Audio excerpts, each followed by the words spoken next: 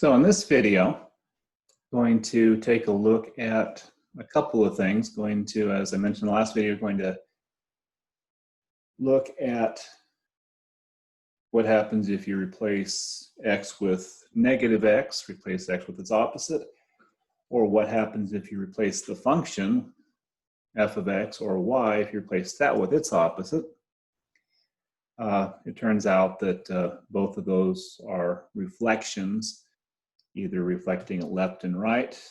If you replace x with its opposite, you're replacing x with negative x, which is on the other side of the y-axis, and so that amounts to a reflection left and right with respect to the y-axis. And if you replace y with its opposite, that amounts to a reflection up and down, top and bottom, because, for example, negative 5 is 5 units below the x-axis in terms of y, whereas if y equals 5, well, that's 5 units above the x-axis. So we're reflecting about the x-axis if we replace y with its opposite. Now, kind of a neat function for doing that sort of thing is the absolute value function. Can't really talk about reflecting left and right without referring to the notion of an even function, because f of x, in this case the absolute value function, is an even function and has the nice little property that if you replace x with its opposite, nothing actually happens. The absolute value, for example, of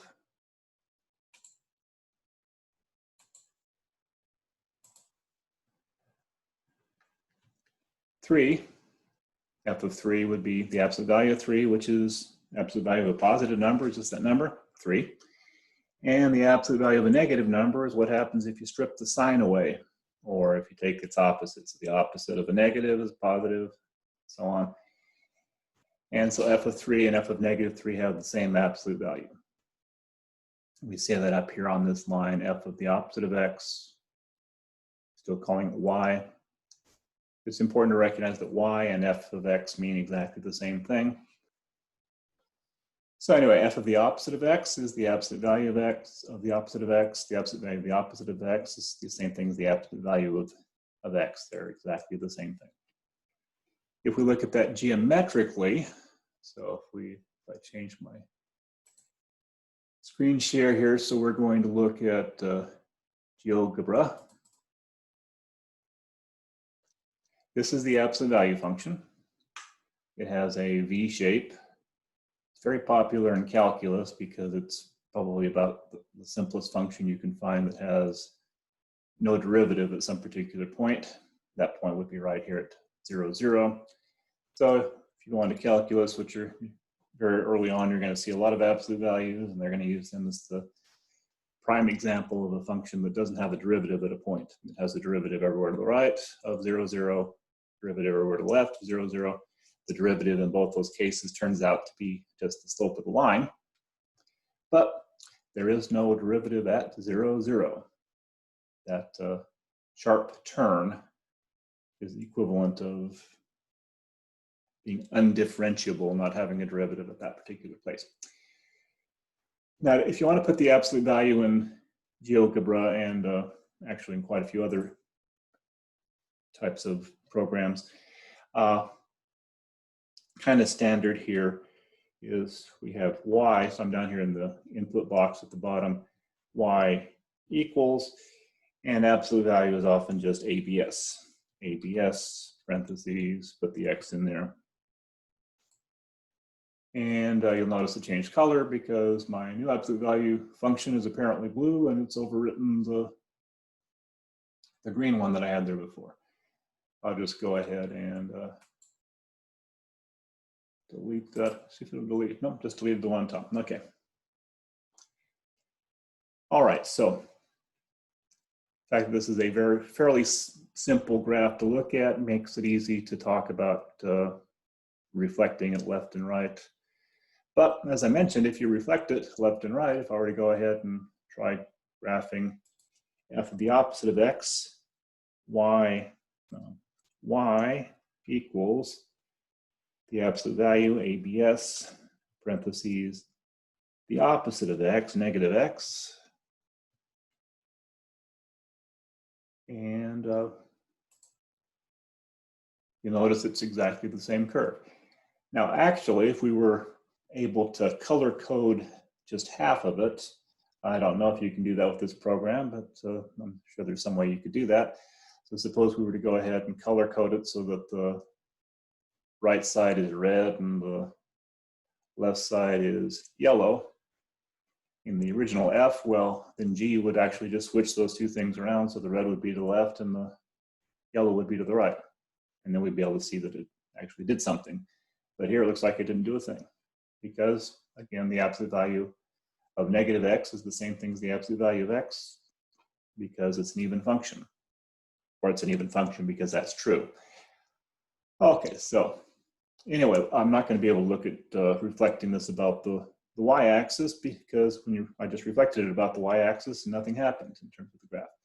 So let's look at a slightly different function. I'm going to turn off my g function. I guess I can keep it there. It's not hurting anything. Let's look at y equals the absolute value, ABS, of x minus 3.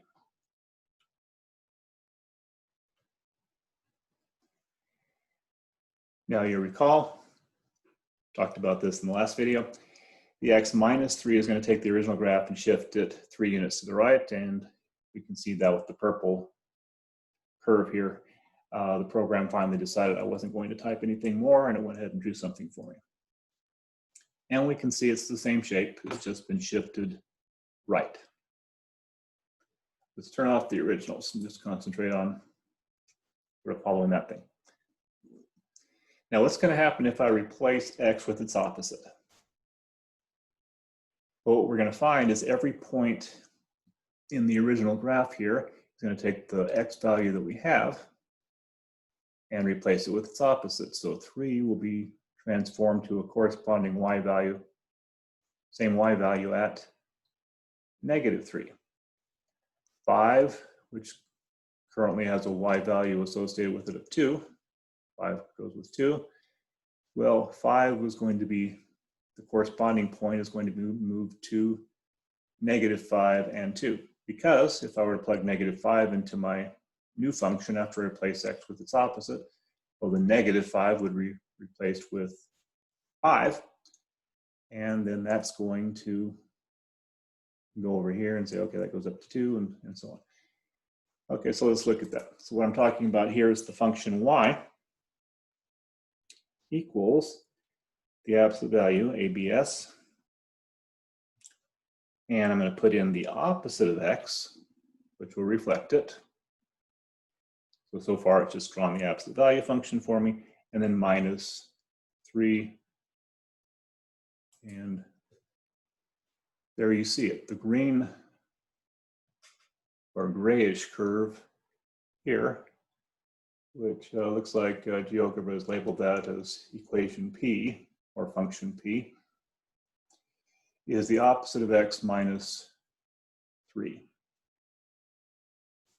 So the vertex here of the parabola, excuse me, the absolute value function, y equals the absolute value of x minus 3. So the vertex of that, when I said vertex, my brain automatically went to parabola. So the vertex, the absolute value function, here is being transformed to the vertex over here at negative 3.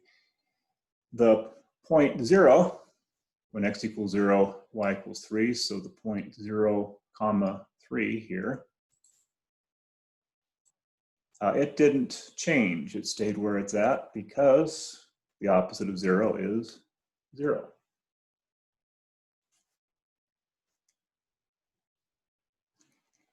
Now, if we turn off the h function here,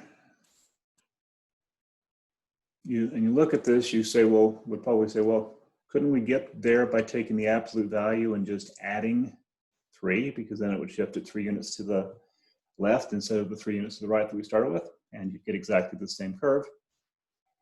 And that's true, which we could see algebraically. So let's go ahead and change the share here, go back to the window where I have the there we go, mess.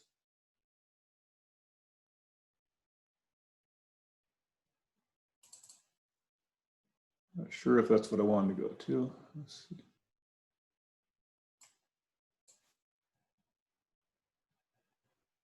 Share that window. And try this, see if this is going to work out for me. I'll take all that out of there. So if we had the absolute value, so here I can actually, this is a math type inside of Windows that I'm sharing here now. At least I'm hoping that's being shared. Bias. So if I were to go ahead and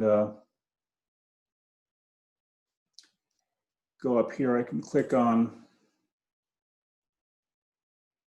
the absolute value brackets. Having trouble seeing them for some reason. Let's see.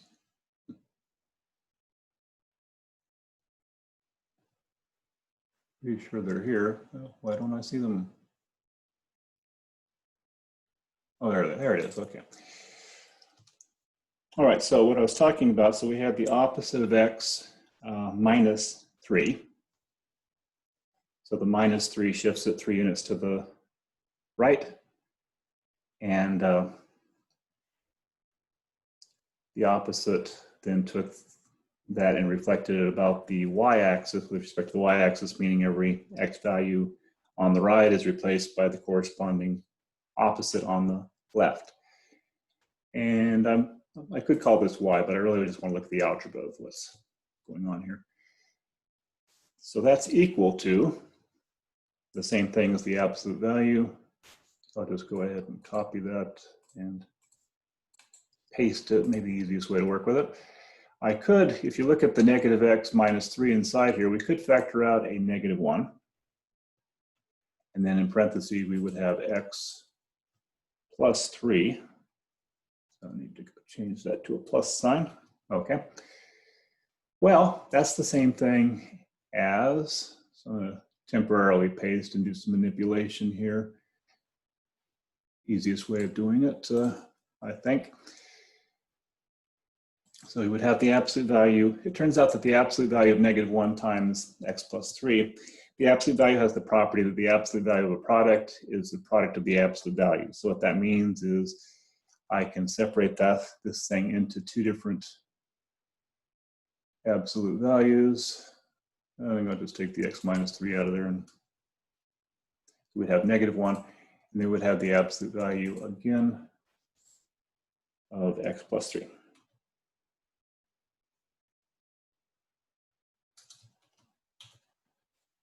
Okay, so, well, what does that mean? Well, what's the absolute value of 1? Of course, the absolute value of 1 is 1. So what we're dealing with here is 1 times the absolute value of x plus 3, which of course is just the absolute value of x plus 3. So as we saw in the graph, if you were to go ahead and shift 3 units to the left, you get the same result as shifting 3 units to the right and then taking the opposite. Now, in my experience, when you're dealing with any sort of manipulation of the x coordinate, you have to be really careful about the order of operations. So don't assume that whatever you think is happening is going to happen. Double check things by plugging in some points to whatever you have, or possibly using a graphing calculator to check to see if you've got it figured out correctly. Y is usually more following whatever you imagine is going to happen, but X sometimes just doesn't seem to cooperate properly. Okay, so let's go ahead and change the share here. Go back to the GeoGebra. And I think I'll just go ahead and go back to our original function here. So I'll turn off. So remember, the original function I'm talking about was the function y equals the absolute value of x. Well, if you replace y with its opposite, For purposes of that, what we're looking at here is y. So what I mean here is that if you were to compare this to the original absolute value function, but make it negative, so y equals the opposite of the absolute value of x, we see this red curve here. It's a fairly straight curve, but it does change directions. And in mathematics, curves just generally means a lot of different things, including possibly a line.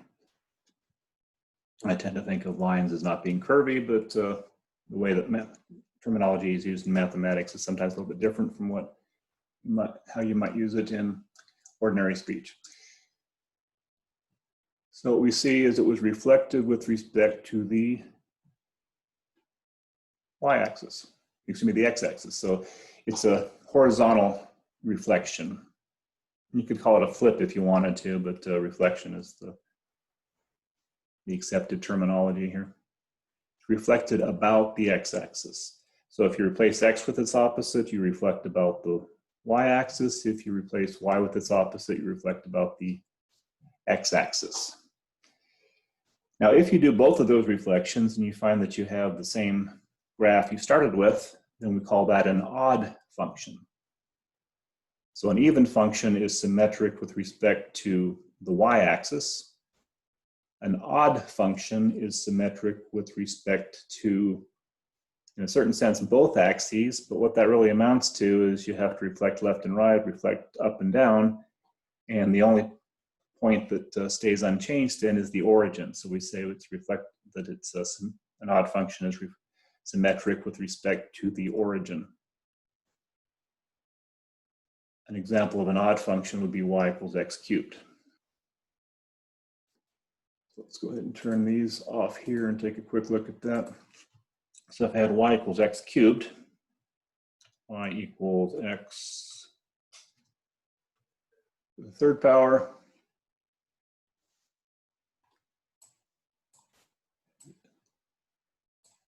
so there we are. If I were to replace x with its opposite, we would see that this is going to be reflected left and right. So we would have y equals parentheses, so I can put in the negative of x, and then I'm going to raise that to the third power. Oh, I didn't hit the right button there, apparently. Okay, raise that to the third power. So the red curve is the reflection left and right of the green curve. What would happen if you were to reflect the green curve top and bottom, up and down? Well, if you look at it, if you have much of a geometric intuition, you probably look at it and say, well, it's going to do exactly the same thing. We're going to get that red curve that way also. If you raise something to the third power, if you start with a negative, the third power of a negative is negative. And so that's basically what's happening in terms of shifting it, or not shifting it, wrong terminology, reflecting it left and right. And if you reflect it top and bottom, up and down, the same thing would happen. And that means that if you were to do both of those, you'd be right back where you started from. So if I were to take my graph here and manipulate it a little bit by throwing another negative in at the beginning here. Well, here we have y equals the opposite of the third power of the opposite of x.